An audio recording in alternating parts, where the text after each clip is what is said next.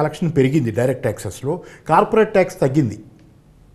దాని సారాంశం ఇక్కడ జరుగుతుంది ఏంటి? మీకు demonetisation to GST to COVID కాలంలో జరిగిన పరిణామాలు అన్నింటిలో ఈ గవర్నమెంట్లో జరుగుతుంది ఏంటంటే జనాల దగ్గర నుంచి తీసుకుంటున్నారు, కార్పొరేట్కి సైఫన్ చేస్తున్నాడు. దాన్ని పిఎల్ఐ అంటారు, ప్రొడక్షన్ లింక్డ్ ఇన్సెంటివ్.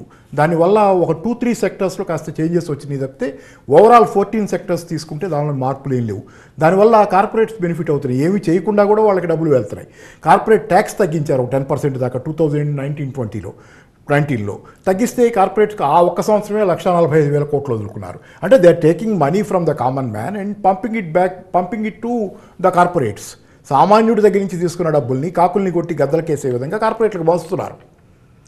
మేడం అడుగుతుంది ఏంటంటే నాకేం వస్తుంది అసలు ఆ ప్రశ్న దాకా వీళ్ళు పోటల్. ఆ ప్రశ్న కాదు అసలు, ఆ ప్రశ్న చాలా పెద్ద ప్రశ్న. వీళ్ళకి ఏదైనా ఒక విప్లవాత్మకమైనటువంటి ప్రశ్న అనమాట. ఎందుకంటే కార్పొరేట్లకు ఇవ్వటం నిరంతరమైనటువంటి ఒక పద్ధతిగా వీళ్ళు చేసుకెళ్తున్నారు. బహుశా ఈ కోయలేషన్ గవర్నమెంట్ బడ్జెట్లో ఏమన్నా గవర్నమెంట్ పడిపోద్దనో, పడిపోతే మళ్ళీ ఎలక్షన్లకు వెళ్తే ఏమవుతామనే భయం ఉంటే కనుక కాస్త ఆగుతారు. దానిలో కార్పొరేట్లకు కట్టబెట్టే తగ్గిస్తారు. అంతకు తప్పితే పెద్దగా జరుగుతున్న దానిలో డిస్ట్రిబ్యూషన్ జరగాలి, జనాలకు వాళ్ళు కట్టిన పన్నులకు న్యాయం జరగాలనేది ఇప్పుడు మనం అసలు జరుగుతున్న పరిణామాల్లో గత 10 ఏళ్ళుగా అయితే అసలు మరీ వీక్గా ఉంది ఆ పరిస్థితి.